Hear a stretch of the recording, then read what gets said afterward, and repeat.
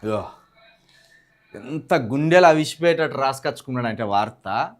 ప్రభుత్వంతో చర్చలు విఫలం, అర్ధరాత్రి నుంచే సమ్మె ప్రారంభం, ఆర్టీసీ బస్సులు బంద్, ఉద్యోగుల విలీనానికి ప్రభుత్వం విముఖత, ముగిసిన చర్చలు, 4 వారాల గడువు కోరిన కమిటీ అంగీకరించని ఆర్టీసీ జేఏసీ, సమ్మె సైరన్ మోగించిన కార్మిక సంఘాలు, నిలిచిన బస్సులు, సమ్మె నిర్ణయంతో ఉలిక్కిపడిన సర్కార్, ఆర్టీసీ యాజమాన్యం, సమస్యల పరిష్కారం మరింత జాప్యం కావచ్చు అన్న మంత్రి పొన్నం, ప్రభుత్వం దిగివచ్చే వరకు ఆందోళన, కార్మిక సంఘాల ప్రకటన, కానరాని ప్రత్యామ్నాయ ఏర్పాట్లు, ప్రయాణికులకు రవాణా కష్టాలు. ఇక్కడ చూడొచ్చు మనం ఆర్టీసీ కార్మికుల సమ్మె, వాళ్ళ బాధలు. దుబ్బాక డిపో ఎదుట మంగళవారం అర్ధరాత్రి ఆందోళనకు దిగిన ఆర్టీసీ కార్మికులు పాపం అర్ధరాత్రి సమ్మెకు దిగవలసిన దుస్థితిని ఈ రాష్ట్ర ప్రభుత్వం రేవంత్ రెడ్డి గారు కల్పించిండ్రు. ఇంకా పైగా ఆర్టీసీలో అత్యధికంగా ఎవరు పనిచేస్తారంటే కింది స్థాయి వర్గాలు, అంటే ఎస్సీ బీసీ ఎస్టీలకు సంబంధించిన వాళ్ళు. ఆ ఆర్టీసీకి కూడా మంత్రి ఎవరంటే మన పొన్నం ప్రభాకర్ గారు, మన గౌడ్ గారు. కాబట్టి ఆర్టీసీకి ఒక బీసీ మంత్రి ఉండి కూడా మన కార్మికుల సమస్యలను పరిష్కరించకుండా వాళ్ళను గోసబుచ్చే ప్రయత్నం చేస్తున్నాడు. కాబట్టి ఈ పాపం రేవంత్ రెడ్డి గారిది, అదేవిధంగా ఈ రాష్ట్ర ప్రభుత్వం వారిది. వాళ్ళ డిమాండ్లు నెరవేర్చకుండా వాళ్ళను గోసబెట్టే ప్రయత్నం చేస్తున్నాడు. అయితే ఇప్పుడు ఈ చర్చలు ఎందుకు విఫలమైనవి, ఈ సమస్య ఎక్కడ మొదలైంది అనేది ఓ 2 నిమిషాలు మాట్లాడుకుందాం. ఈ పాపం, ప్రస్తుత పాపం మాత్రం రేవంత్ రెడ్డి గారిదే. రేవంత్ రెడ్డి గారు ఆర్టీసీ కార్మికుల సమ్మె పాపం మీ ప్రభుత్వానికి తలిగి వచ్చేసారికి కూలిపోవాలని మనస్ఫూర్తిగా మన దేవీ దేవతలను కోరుకుంటున్నాం. మనస్ఫూర్తిగా నీ ప్రభుత్వం పుట్టుకున కూలిపోవాలిగా. ఆర్టీసీ కార్మికుల సమ్మె గోస తలిగి, లేకపోతే మూసి బాధితుల గోస తలిగి, లేకపోతే లగచెర్ల బాధితుల గోస తలిగి, పరిగి బాధితుల గోస తలిగి నీ ప్రభుత్వం పుట్టుక్కున కూలిపోవాలిగా. లేకపోతే నువ్వు దారి కష్టట్లు లేవు సుమా. నువ్వు పెట్టే గోస మామూలు గోసనా? ఓ వర్గం మీద కాకపోతే ఓ వర్గం మీద. ఒక కాడ నెమ్మదైనలేమో మనసులు అనుకునే లోపు ఇంకో కాడ ముందటేసుకుంటాను. కరెక్ట్గా నెల రోజుల క్రితం వీళ్ళ డిమాండ్లను తీరుస్తామని పొన్నం ప్రభాకర్ గారు ఒక ప్రకటన చేసింది. నెల రోజులు గడిచింది, వాళ్ళ డిమాండ్లు నెరవేర్చలేదు. కాబట్టి వాళ్ళు ఇప్పుడు సమ్మెకు దిగిండ్లు. మరి సరే, వీళ్ళు సమ్మెకు దిగిండ్లు, వీళ్ళని గోసపుచ్చదలుచుకున్నారు. మరి ప్రజలకు ఎట్లా రాకపోకలు? ప్రీ బస్ అని పెట్టినగా ప్రీ బస్. ఈ ప్రీ బస్సులు ఇప్పుడు ఎవడెక్కిపోవాలి? లేకపోతే ప్రజలు తోలుకుంటూ పోవాలా? ఇంటికో బస్సు పంపిస్తారా? మా మహిళలకు ఫ్రీ బస్ ఇచ్చినాం మేమంటాను. మహిళలకు ఫ్రీ బస్ ఇచ్చి బస్సులు సమ్మె కాడికి వచ్చే పరిస్థితి. దీనికి ఇప్పుడు సమాధానం చెప్పాలి. ఇక ఇది పక్కన పెడితే ఈ పాపము, ఆర్టీసీ పాపము, ఆర్టీసీ పాపం కేసీఆర్ గారిది. ఆర్టీసీ కార్మికులను గోసబుచ్చిన ఏకైక ముఖ్యమంత్రి కేసీఆర్ గారు. మామూలు వ్యక్తి కాదు. ఆఖరికి వాళ్ళను సెల్ఫ్ డిస్మిస్ చేసిండు, విధుల్లోకి వెళ్ళి వాళ్ళని తీసి పారేసిండు. కార్మికులు రోడ్డెక్కి 52 రోజుల పాటు తెలంగాణలో సమ్మె చేసినా కనికరం లేదు కేసీఆర్ గారికి. ఎన్ని రోజులు చేసిండ్రు ఆర్టీసీ కార్మికులు? 52 రోజులు నిరవాధిక సమ్మె చేసిండు. ఎప్పుడిది? 2019లో 52 రోజుల సమ్మెను చేసిండ్రు ఆర్టీసీ కార్మికులు. కానీ కేసీఆర్ గారు గింత కనికరం కూడా వాళ్ళ మీద చూపించలే. కర్కాటకుడి లెక్క, రాక్షసుడి లెక్క, కుంభకర్ణుడి లెక్క ప్రగతి భవన్లో పడుకొని వీళ్ళను సెల్ఫ్ డిస్మిస్ అని ఒక ఆర్డర్ ఇచ్చిండు. వాళ్ళను ఇచ్చి పార్ట్ టైం కింద డ్రైవర్లను నియమించిండు. అప్పుడు ఇక దీనికంటే ముందు కూడా 2015లో 8 రోజుల పాటు ఆర్టీసీ కార్మికులు సమ్మె చేసిండు ఫస్ట్ 2015లో. అంటే తెలంగాణ వచ్చినాక ఒక ఏడాదికే 2015లో 8 రోజుల పాటు సమ్మె చేస్తే అప్పుడు కూడా నిర్దాక్షిణంగా అణిచివేసిండు. ఆ తర్వాత 2019లో 52 రోజుల పాటు కార్మికులు సమ్మె చేస్తే సెల్ఫ్ డిస్మిస్ చేసి వాళ్ళని గోసబెట్టి మిమ్మల్ని ఊడబీకి పాడేస్తామని చెప్పిండు. ఇది ఎందుకోసం చేసిండు? 42% ఫిట్మెంట్ కోసం చేసిండు. అదేవిధంగా 26 డిమాండ్లతోటి ఆర్టీసీ కార్మికులు 2019లో 52 రోజుల పాటు ఓ సుదీర్ఘమైన సమ్మె నిర్వహించింది. ఇది టోటల్గా దేశంలోనే సుదీర్ఘమైన సమ్మె, ఆర్టీసీకి సంబంధించి రవాణా వ్యవస్థకు సంబంధించి దేశంలోనే సుదీర్ఘమైన సమ్మె. ఇంత 52 రోజుల సమ్మె మన దేశంలో ఎక్కడ జరగలేదు. రవాణా వ్యవస్థకు సంబంధించి గింత కూడా బయటకు వచ్చి కేసీఆర్ గారు కనికరించలే.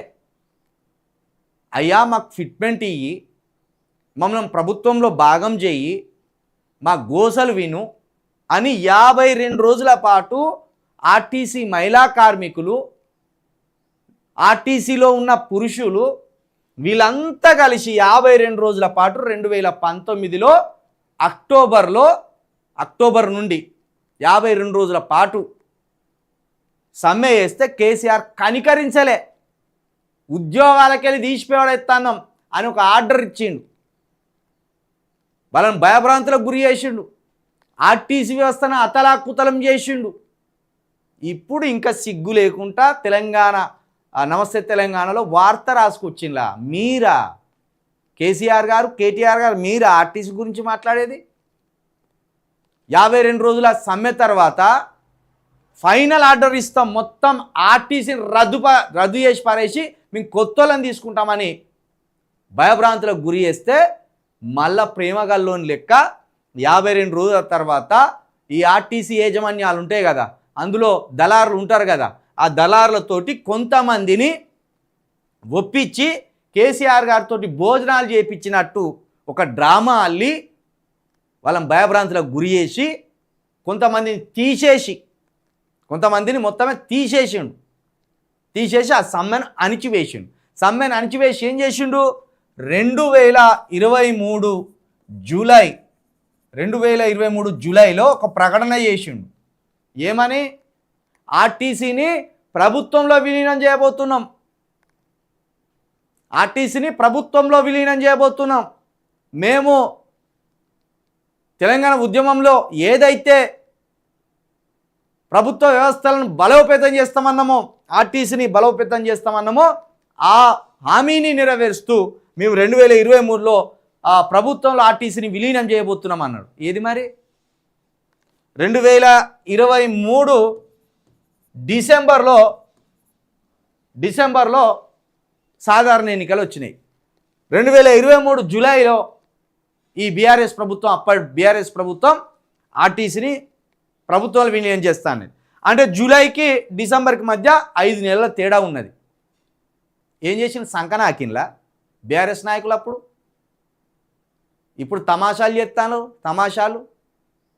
మీ దారిలోనే రేవంత్ రెడ్డి నడతాడు.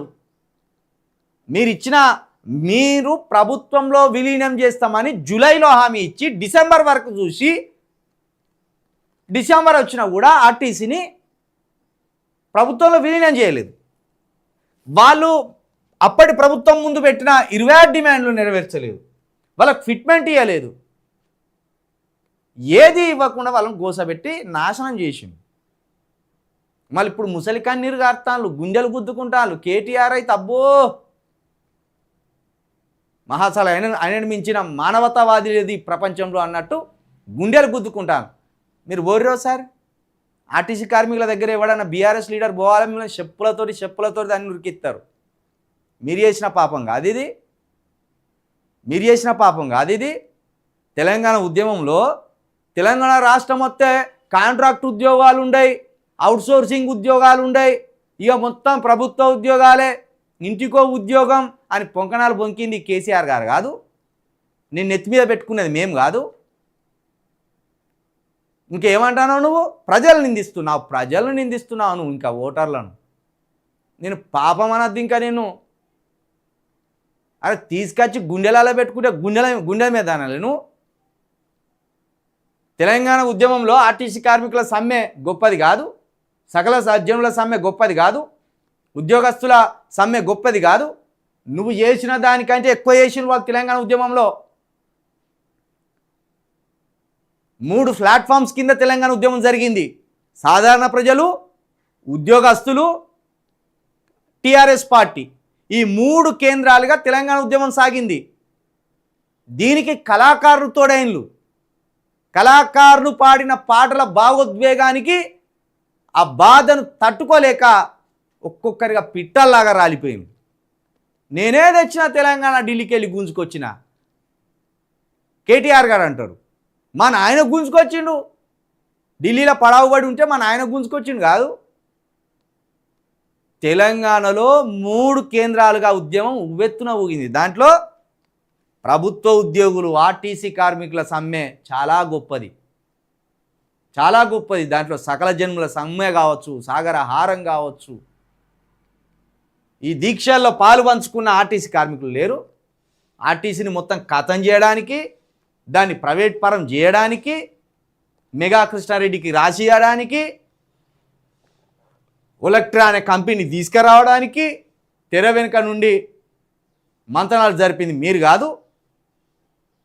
ఎంత గోజబుచ్చీళ్ళు మీరు. 52 రోజుల పాటు ఆర్టీసీ కార్మికులు సమ్మె ఎత్తే సెల్ఫ్ డిస్మిస్ అనే పేరుతోటి, అంటే వాళ్ళకు వాళ్ళే మేము విధులకు వెళ్ళి తప్పుకున్నామని ఆర్టీసీ కార్మికులే చెప్పినట్టు ఈయన ఒక లిటర్ ప్రిపేర్ చేసి కేసీఆర్ గారు వాళ్ళని భయభ్రాంతులకు గురి చేసి వాళ్ళని ఆగమాగం అంగడంగడి చేయలేదు. మర్చిపోయినలా ఆర్టీసీ కార్మికులు నువ్వు చేసిన గోసను, నువ్వు పెట్టిన నరకాన్ని, నీ నియంతృత్వాన్ని ఏడ మర్చిపోయిన్లు. ఇంకా ఏమంటానో, ప్రజలు తప్పు చేసిండ్లు. నేను గౌతమ బుద్ధుని యేసుక్రీస్తుని కానీ ప్రజలు తప్పు చేసిండ్లు అంట. నువ్వు చేసిన పాపం మామూలు పాపమా? 52 రోజులు అంటే 2 నెలలు గోసపెట్టిన వాళ్ళను. కాబట్టి ఆర్టీసీ కార్మికులు ఈరోజు రోడ్డు ఎక్కడానికి బీజం ఎక్కడ పడ్డదంటే కేసీఆర్ గారి దగ్గర పడ్డది. కేసీఆర్ చేసిన తప్పుల వల్ల పడ్డది.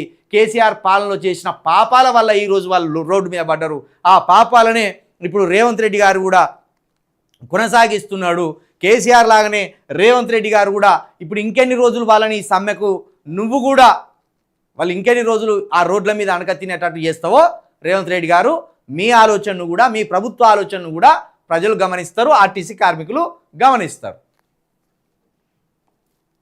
ఎవడన్నా వచ్చి బీఆర్ఎస్ ఓడు ఆర్టీసీ వాళ్ళ దగ్గర మేము సంఘీభావం ప్రకటిస్తున్నామంటే దయచేసి ఆర్టీసీ కార్మికులు మీ ఇంట్లోకి వెళ్ళి ఆ ఇరిచి పారేసిన పాత చెప్పులు ఉంటాయి చూడు, తెచ్చుకోరు జర. ఎవడు కనిపిస్తే వాని ముఖం మీద ఇసిరి కొట్టుర్రు. ఇంకా వచ్చింది లారీటు మొఖాన అని. వాళ్ళు చేసిన పాపమే ఇదంతా. ఇంకా సిగ్గు లేకుండా రాసుకున్నారు ఇక్కడ.